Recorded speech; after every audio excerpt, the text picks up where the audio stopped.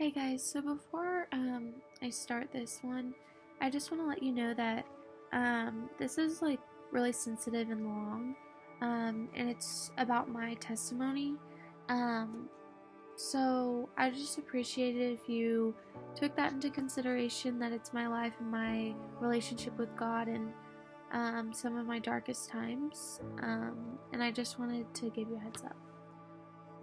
Hey guys, so earlier I mentioned that I was kind of really considering that I wanted to make sure my content stayed pretty like influential and it wasn't really here for entertainment.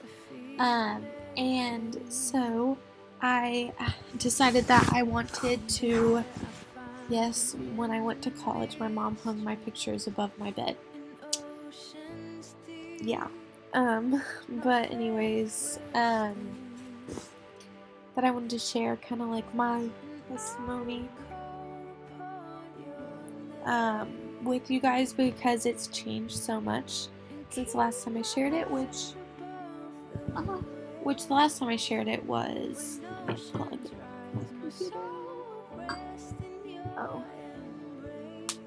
there we are, was in Belize, and that was really the first real time that I took my life and evaluated it into not taken my experiences in life and compared it and evaluated it into what made my spiritual life. And so I decided that I wanted to share it now because I really want, honestly, to know. I guess talking out loud makes you realize things that you don't normally realize.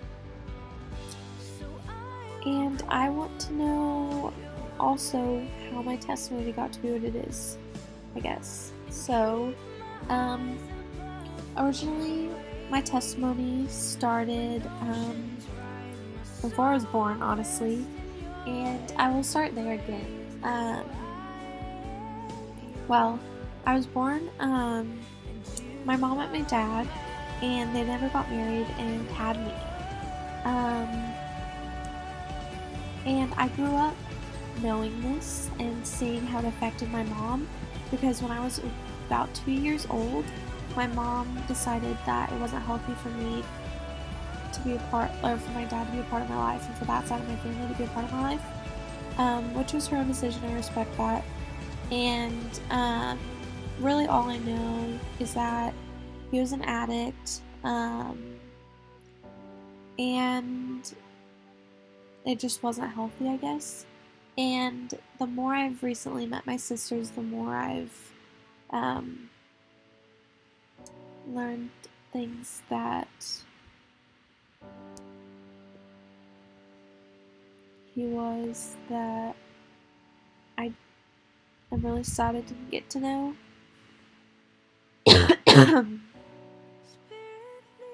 Oh yeah, okay.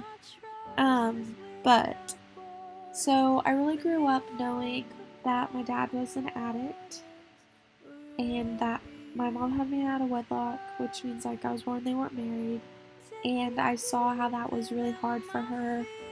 She worked really hard and put me through private school and put me through things that most kids in my situation and most parents in her situation can't do. And so I watched that most of my childhood, and I really wasn't ever exposed to drinking and to, I mean, at the lake, my uncle and Peanut and people would, like adults do at the lake, but Peanut's, like, basically family, but not. But, yeah, and so I wasn't really exposed to it until my freshman year of high school. I didn't know people actually did drink, but I knew that I didn't want to. And it really hit me in the face, and I was very judgmental about it. I was very like, oh, you are bad people and stuff. And I was like that for a long time.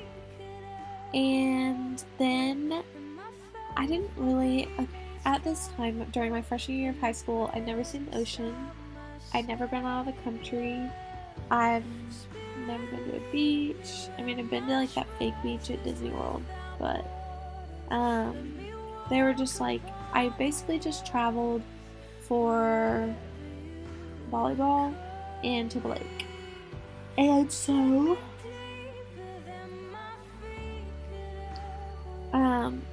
I was part of youth ministries called K Life. And K Life, I'd been a part of it at that time was like 4 or 5 years because I started in middle school, so it's probably 4 years. And I didn't even know about their mission trips, but I was scrolling through Instagram and I see this picture, and it's like this big red flag with a diagonal white line. It's basically like the scuba diver flag is the Trinidadian, I don't know, Trinidad flag, and yeah, and they were announcing their trip or whatever, and that I had known that I wouldn't be able to go, and I was like, Mom, like, what if? And we were in the car, and I get this call. I'm pretty sure we're on our way to a volleyball tournament or to a lake, and it was from one of the parents, and somehow after that call, I ended up being signed up, and I was the last spot filled. And I still, to this day, I have no idea how we convinced my mom or like how that trip ended up happening. I really think that the parent was like, we'll figure it out financially. If you can't do it, you can like just back off it or whatever. And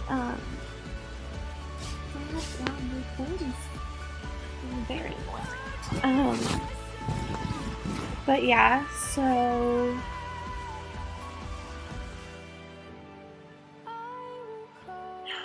I ended up going to Trinidad that summer, like last week of May, and it was honestly like every mission trip I've been on has been something that's been life-changing, but I really think that like that was the spark that like ignited this passion for me. And it's not only the mission work and being with people and loving on people, it's the world, the travel, the different culture, the different people, just everything.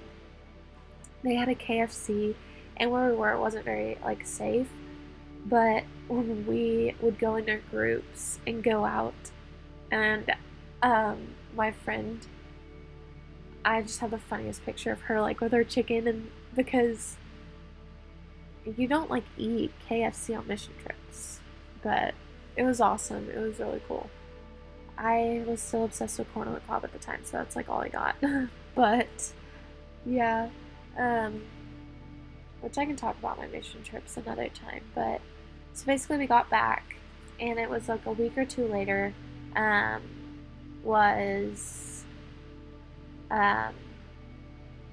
was in the car coming home, and I know that a lot of this stuff is going to be repeated, but it just kind of goes together as my testimony. So sorry if you already know this information, but I was coming home, and my mom was like, "Hey, Jillian, you know how we had to like apply for your passport?" And I was like, "Yeah," because I didn't have both parents there to sign it.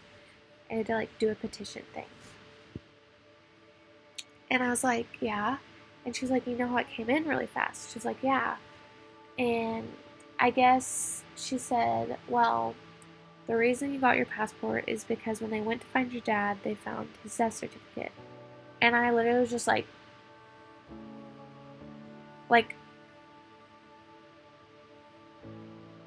I don't even know what to do about that. You don't know to cry because like I didn't know him. All I knew was bad stuff. I grew up like not liking him, just making up things in my head about him. I feel like the only memory I had as a baby was that he threw me into a fan. But then also part of the dream was that the fan blew me out the window, so I really think it was not real. But it was just so weird. And my mom said, and this happened in like March, and it was like June, right? And I was like, what? Like, and she was like, I waited to tell you till you were able to go on this trip and connect with God and blah, blah, blah. And honestly, it was a week before Father's Day, so it really was hard for me. But I latched onto my grandpa so much at this time. But I, like, my core was shaken. But I had that, like, stability from that, like, high from my mission trip that just, like, it was like a bubble that was like a protective layer around me. And it truly, like, I couldn't be more thankful for that experience at the time of when it happened. Um, and so I just kept going on mission trips, and basically that, like, was what I thought my testimony was. Hey guys, so I just wanted to cut in here and add that really what I took from that and what my testimony was from that is how I wanted to lead my life going forward. And I had vowed to myself, and I still have kept that vow of I don't want to drink because I don't know how it could affect me. I don't know if I could be addicted because my dad was, and I don't want to leave my children or leave my family brokenhearted like I was and like my siblings were and like his brothers and things like that when he took his own life. And I know that my mental state is not the healthiest place to be while drinking or smoking or doing anything that can be addictive. And so that's kind of why I personally have continued and chosen not to do that. And I'm not judgmental about it anymore. My friends do, and that's their own decision. I may not agree with it, but I'm living my own life. I'm not living theirs. And then I also had vowed to myself to wait till marriage to have sex, and that wasn't because of abstinence and the Bible says so or anything. That was because I saw how it affected my mom having a child out of wedlock and going forward and living a life where you are raising a child in a situation you weren't prepared for, and you're alone and you don't have a spouse, or you and your spouse aren't married or something like that. And so that's kind of where I vowed to myself that I wouldn't do that, and I would wait till I was married and wait till I was of age. And like to drink, I don't even know if I want to when I'm of age because I still don't know how it's going to affect me. And so that's kind of like right now I'm pushing it. I'll be 20 in 6 months, and I will have a year after that, so I have a year and a half till I'm legally allowed to drink. And I don't even know if I'm going to drink then. And so that's just like, those are my personal opinions of kind of like how I want to go moving forward. Is I want to be focusing on my health and on my lifestyle and just like on me over doing impulsive things or doing things that could lead to a negative cause that I've seen lessons throughout my family. And so that's kind of like what my testimony was before what I will be explaining after this. But till this almost a year ago,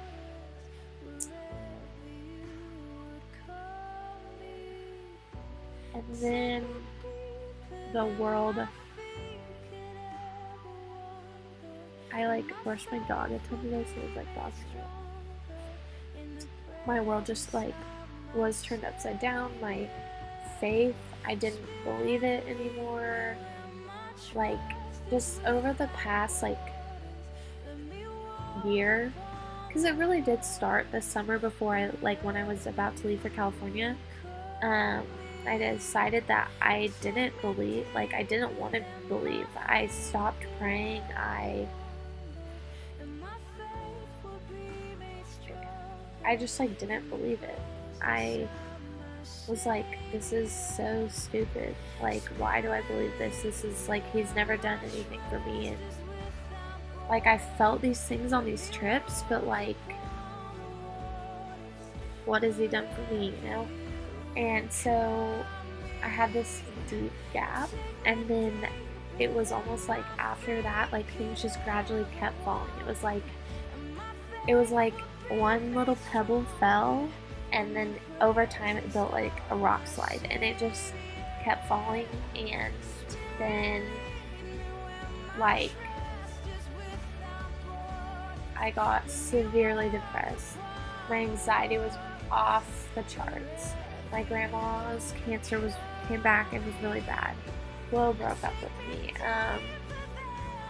My health wasn't very good. Like, all these things just kept happening. I had no friends that I felt like I cared about me, and then it was just like rock after rock after rock, and I literally felt like I was stripped down to like the paper thin layer on the inside, and I was like ready for that to tear.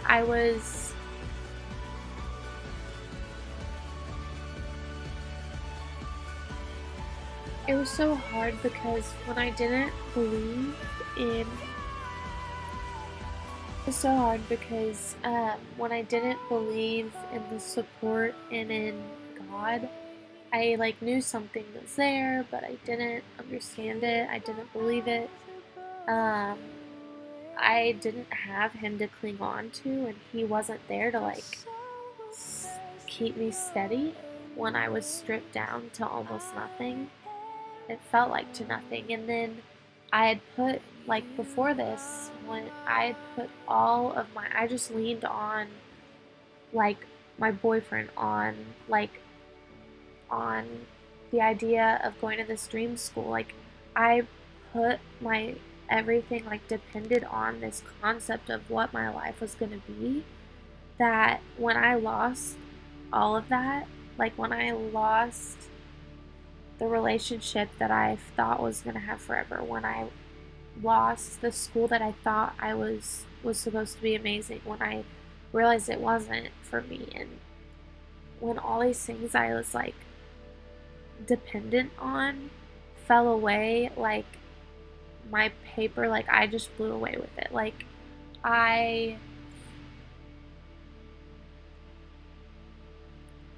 so to be really real here, and please don't take advantage of this, but to break down and be really real and vulnerable here, I'm just gonna get a tissue at a time.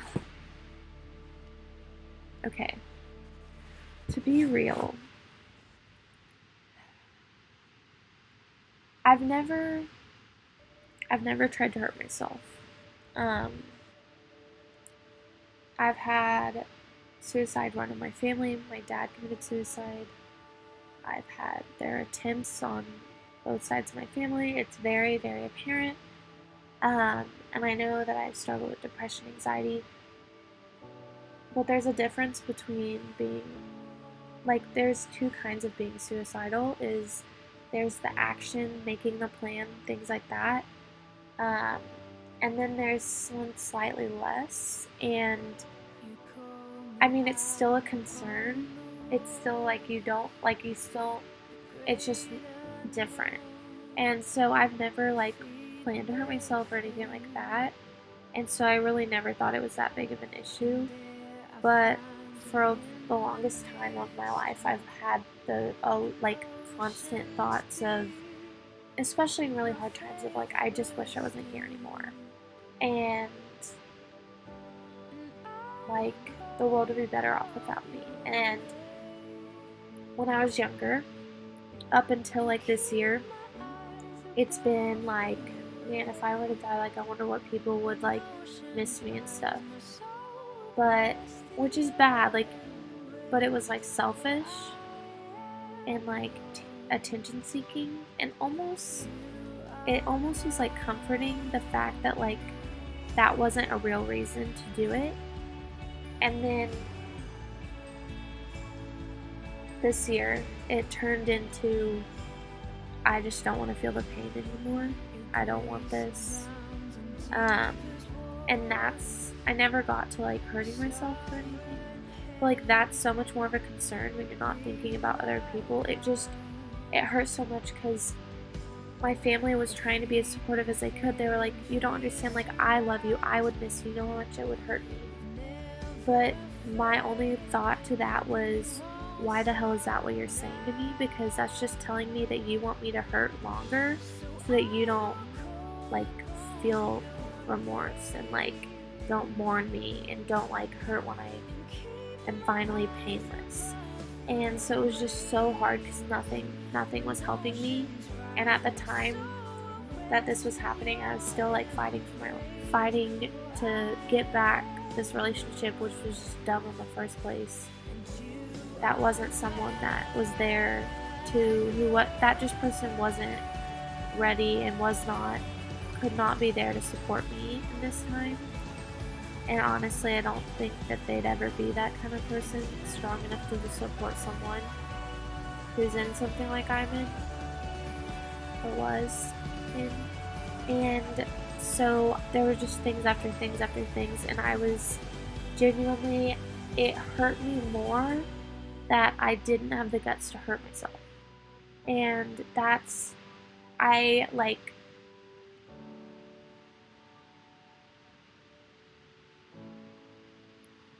one day I had looked up, never intending to do it, but like, it's kind of some of the reasons I never tried to hurt myself is like, one is that I was always very proud of my body and I never want to have scars or anything.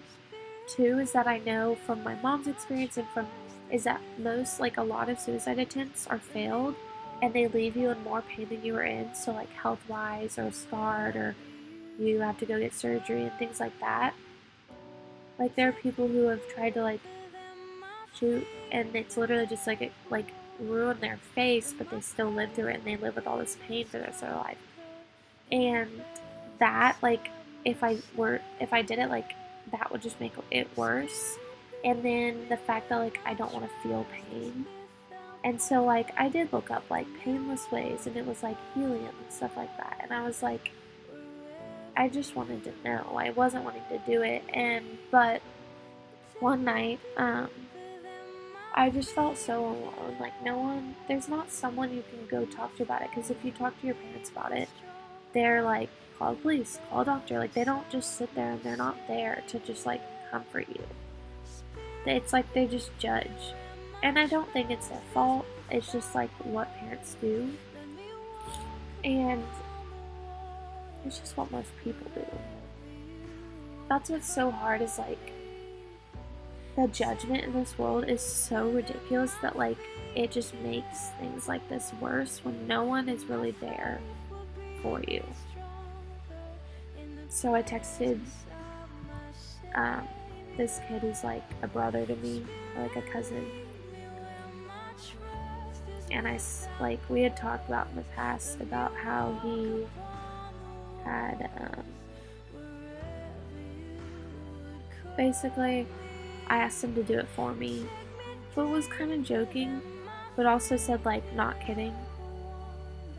And I never, you say things and you say you're not joking, but you know it would never happen. Like, I knew it would never happen, but I did not have, this kid's younger than me, and I love him so much and his family, but I have no right to bring him in this situation, in this pain, and I'm so glad that I decided to show my mom the message and that he showed his dad, because that night I sat on this little ledge. It's not like a cliff ledge thing to jump off of. It's like kind of goes over our trash cans, so it's like 3 feet off the ground.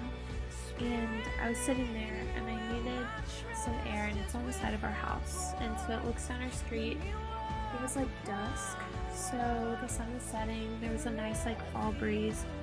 I just sat against the wall, and honestly, it was just honestly all percent of water that was in my body was coming out, and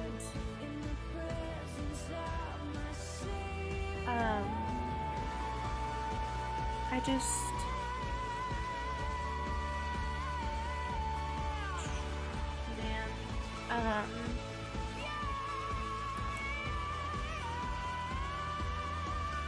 it was really hard, and then I started hearing my mom and my grandpa kind of searching the house for me.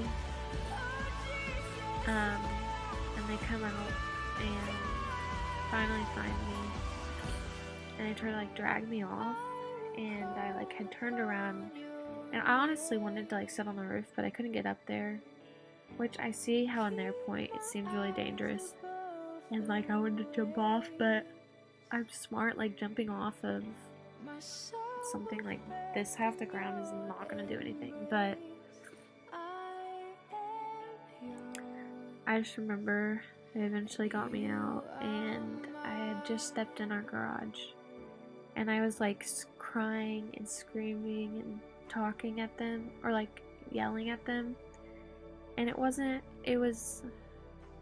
just saying like, I can't do this anymore, I can't feel this way, I don't want to be alive anymore. And I was like, you don't get it, I can't do this, like I can't, that I just couldn't even vocalize what was going on. And my mom is very touchy, and I was like, get off me, and like I couldn't. I walked inside and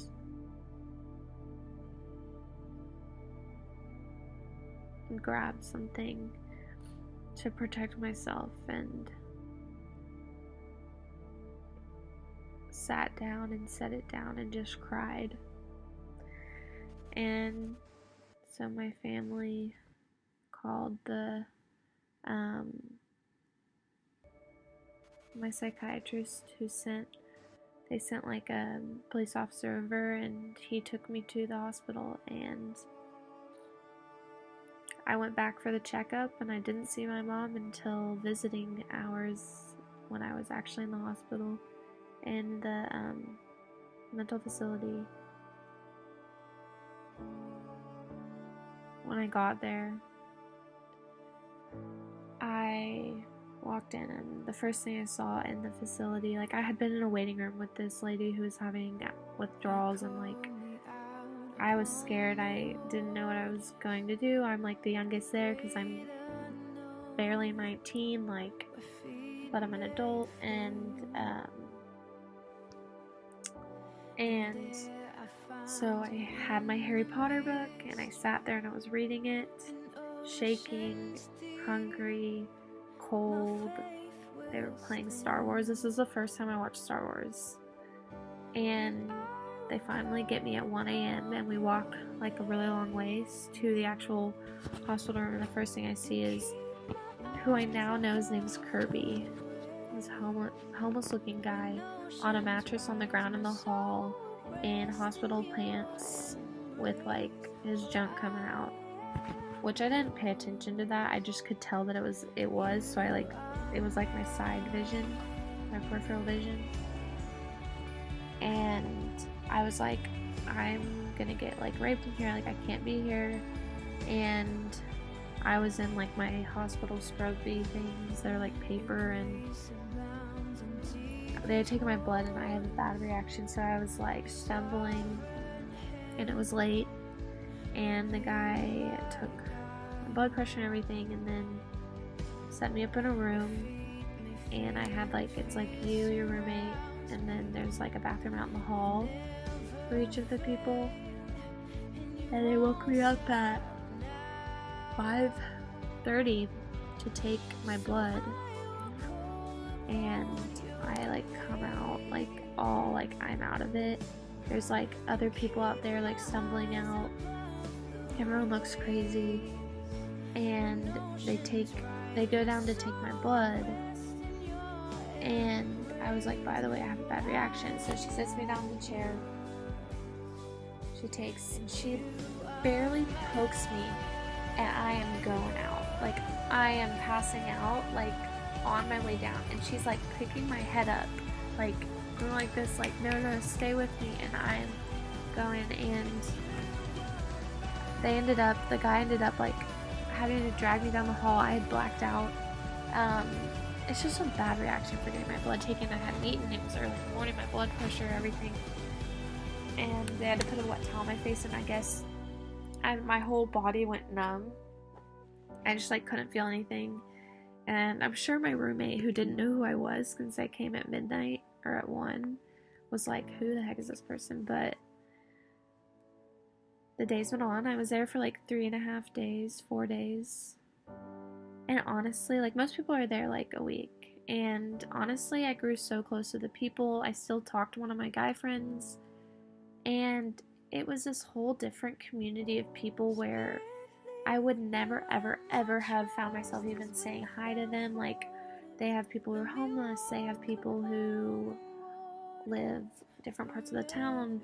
There are so many, like, parents, and there were a couple kids my age, and it was just so crazy. And there were, like, elderly people who we would call, like, grandma and grandpa, and then the techs, the, like, tech nurses, were so awesome. Sean was the best, but it was just like, there's this routine. You have no social media, you don't have anything like hounding on you, and you have like little activities you do, and there's just like this peace about it. And I was very like fun and lively and just the life of the party. Everyone was like, how is she depressed? And then they started me trying different medications and things, and honestly, like, when I got released, I was so sad. But there was one girl who everyone was down this hall, and she was this one room up here. And she had, like, shackles and everything in her room. Like, we didn't. But she would, like, scream bloody murder in the night. And, like, her phrases were like, code blue, there's a dead body, and, like, all this stuff. And her name was Angela. I could tell you the whole story about Angela, but I won't. It's not my information to share anyways. But before I'd gotten there, she had times where she'd attacked people, and while I was there were times where she'd run out like butt naked, which is yeah. And I feel bad for the male techs who have to help her, but she really scared a lot of people, and she would pee herself on her nightgown and stuff. But she would come up, and I was like, eventually, as days went on, like, I had it wrapped around my finger. Everyone, like my friends, said that they really missed me when I left, because she has this theory that like she was having like Satan and then baby, and she needed to be punished. And I was like, listen to me, Angela. And this is when I like didn't know if I believed anything religiously. I was like, listen, you don't owe these debts. And she was like, but I owe, like, I need to be punished. And I was like, you don't understand, Angela. Jesus has forgiven you. And we would get down on our hands and knees together, and we would pray. And there was like this weight that like lifted off of her, this like evil that was just taken out of her when we would pray. And she was so strong in those moments, and my heart hurts for her going through these times and these episodes. But we would just get down and we would pray. And one day, she asked me if she could hug me. And everyone looked at me like she was gonna murder me, and I said yes. And she hugged me for like a really long time. And she doesn't bathe very often and stuff, and so she didn't necessarily smell great, and I thought I was gonna be strangled most of the time, but I needed to accept her hug. And this was when I was like at the core of me, when the core of who I am is I want to love on people, and I believe in this. I don't know what it is fully, and I need to explore it, but I can't give up on it. And so it was in the hospital where I found this like peace about this like love that is in me that God like gave.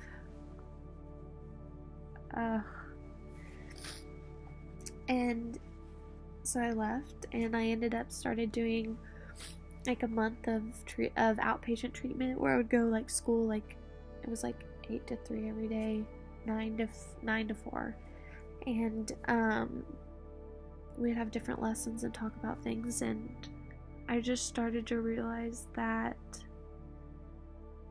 Jesus wants us to do one thing. He wants us to live like him, and that is to love and accept people and love on them and just spread love. And we've mistaken this concept of love to being kissing, buying gifts, like being this romantic thing, like, and it's not. Love is how God feels about us. That's love at its purest extent. And I just feel through my blood, like I can feel his love running through me now. It's like this light sensation of just like at the core of me when it hurts, when it's there. It's when I forget to pray one night and things, or when I'm walking, like when I'm just in my head, like it goes to God, and that's not me controlling it and forcing it. It's just this like essence. And I think that what has ruined the like stereotype and the look of religion itself, but of Christianity, is what people have turned it into. Because like at the core, like the Bible was written by humans. It was like given to, like the words were given to them by God, but it was written by humans, translated by humans, spread by humans, and humans are directly described as imperfect. So I think that along the way we've made so many mistakes and taken it the wrong way or spread it the wrong way. I think that churches are one of the biggest problems. Modern churches are one of the biggest problems because of how religion is made out to be. And I'm not saying that I know the right way. I don't know the right way to do it. I don't know a fix for churches. I don't know if I'm wrong, but this is how I feel, and that's what I think is important with faith, is that it needs to be in your heart. And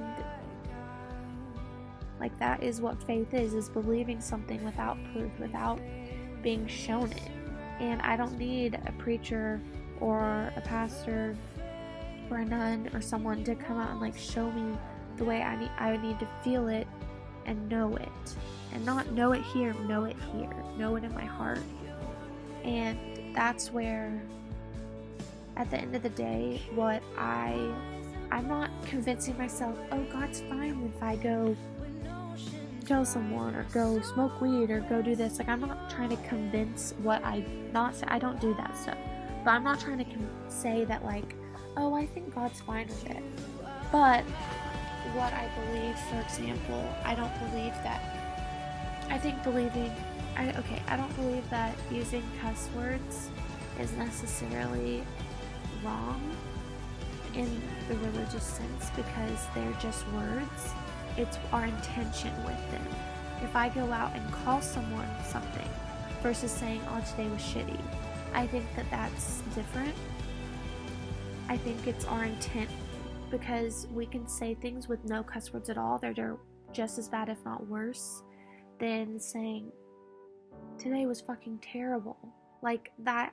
And I think that there are things, it's our intent, it's our purpose for things that cause it to be good or bad. And it's what we make with what we're given. Like, who we are is not what we have, it's what we make with it. Like, my disease is not who I am. What I do with it, what I've learned from it, and what I've grown from it, that's who I am. And I just think that religion has this whole I lived this summer with my roommate's family, and they're Mormon, and there are so many stereotypes about it. People mix up Mormon and other religions, and I went to church with them and was exposed to it and learned a lot about what they believe, and their sisters came and spoke to me a bunch. And I don't believe, like, I'm not saying that I believe it or don't believe it. I don't know. I just know that they believe they're Christians, and I believe it because they believe it. I don't agree with what Muslim, with what Buddhists, with what they believe, but I believe that they believe it and that they feel it. And with those people who are deep down, like, feel it, that's different. And I think that religion itself is all together under one thing, because people have analyzed religions and they all come from a very similar concept of a higher being. And I think there's one God. That is God. There's God in every religion. And this is just what I believe. And I think that every religion is wrong somewhere, but also every religion has something right about it. And I think that Christianity has its flaws, and that Islam has some truths, and that this has truths and this has wrongs. And it's really, I just believe that religion is purely, I don't think that it should be made out to be this like textbook way. It's meant to be, I had something in my book. It's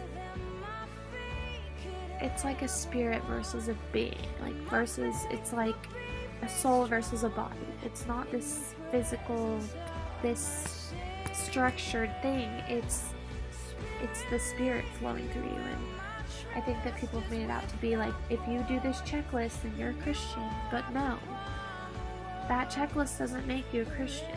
This makes you a Christian. This makes you a Christian. But this is, without this, like, you can't, I don't think you can be a Christian. And without this coming out of you to others, you're not showing the Holy Spirit in you. Your heart should flow through your hands, through your feet, through your mouth, through the words you say, through the looks you give, through the way you interact, through the hands you hold, through the arms you hug. Like, love, like, that's why I think that love is Jesus. It's not a romantic thing. And as I talked about, like, I believe that there are 3 ways that you connect with people, and that, or whatever, in a relationship. So, like, true love is made of 3 things: love, lust, and a 3rd factor. And this is what we need to define and realize. Love is not just for your family and for your husband, wife, or what significant other. Love is Jesus coming out of you, the way you care about people, the way you can care about a stranger, the way you care about the world, the way you appreciate and accept people and forgive. That's love. Lust is physical attraction, and this other factor is what you have for, like, your significant other that makes it true love. This is that special factor or whatever, but it can go away. I think that lust can go away. This factor can go away. But at the end of the day, you may hate your guts of this person who you loved, who you romantically loved, but that love and care for them is always going to be there. Once you have it, I don't think it ever goes away. Because I have friends that I can't stand anymore, but I was friends with them and cared about them, and I still care about them. I still love them. I still love, like, the people who are no longer in my life, who people say, you shouldn't love them anymore, that's stupid, I don't love you, stuff like that. Like, that's where you don't understand what I mean when I say love. And that's why I think that the words need to be redefined. And the way that people make romantic love is wrong for me. There's just like no other way to say it, I guess.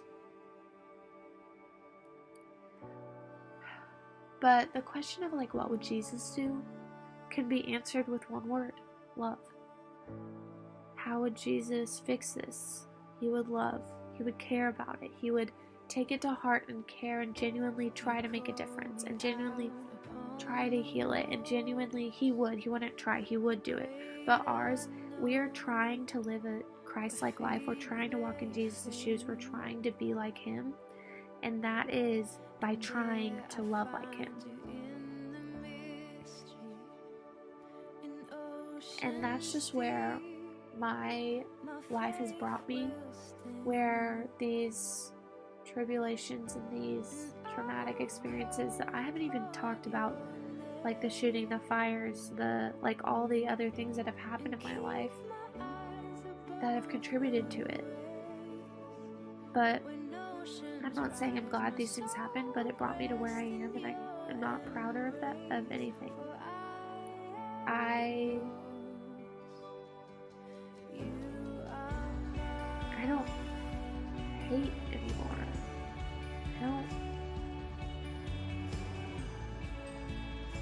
This like anger, like it's not there. It's been this like fire in me my whole life, and I've like diffused it. Like it's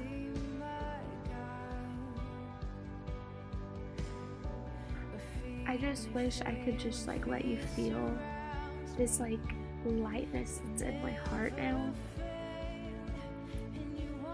because it's like a high that is incomparable, and I can only thank God for that. And that's where my faith has brought me to my personal relationship with God.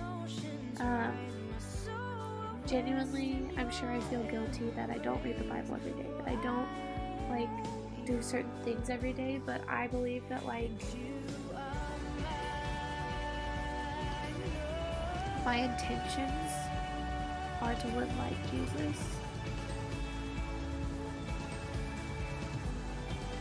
and to love people, and that's all I want to do. I don't want to dislike anybody anymore. I don't want to be angry. I want to forgive. I want to forget. I want to move forward.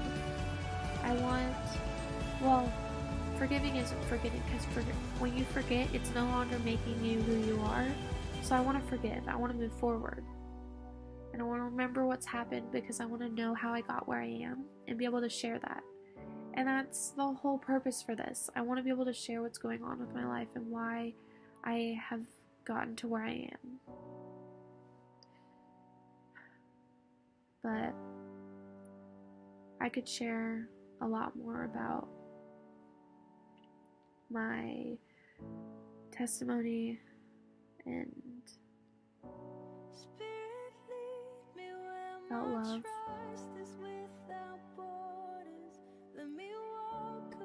But I'm sure you're already getting tired of this video.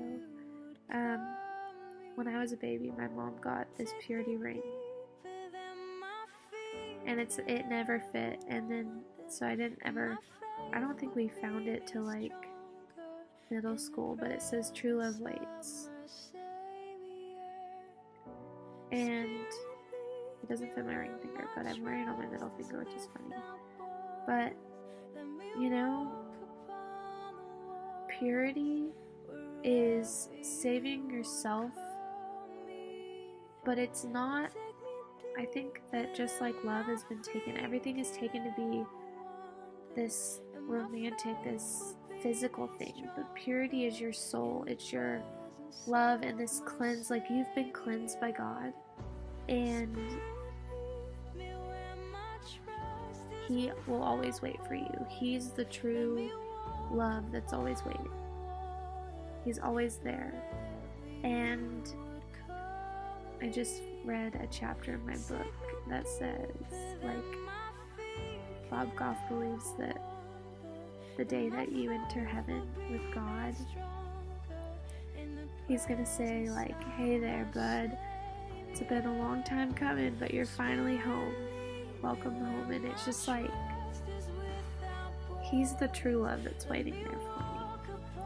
That at the end of the day, no physical love is even a fraction of the love that he has, that God has for me, and that God has in him for everybody, for everything, for every belief, every thought, every breath, every ounce of everything. It's like incomparable. And my like other thought before I end this is that God is known to be like, he is not human. And we make out this religion as a human thing, but that's not. It's grander. It's more than human. It's a God level thing that we can't even understand, and that's why it's like this, like, feelings aren't always possible to understand, and that's why, like, I think it's in your heart, and that's love, and that's God. So I wish you all the best in finding your own testimonies in your ways. And honestly, I don't think your testimony will ever end. I think that you'll always have more to add, because no one has a perfect relationship with God, and trials and tribulations will make you closer, further, different levels, like different ways, like that's where you grow and you never stop. Because God is infinite. His love is infinite. And you have that much further to grow. How can we not love other people when God is loving every single one of us? So, thanks.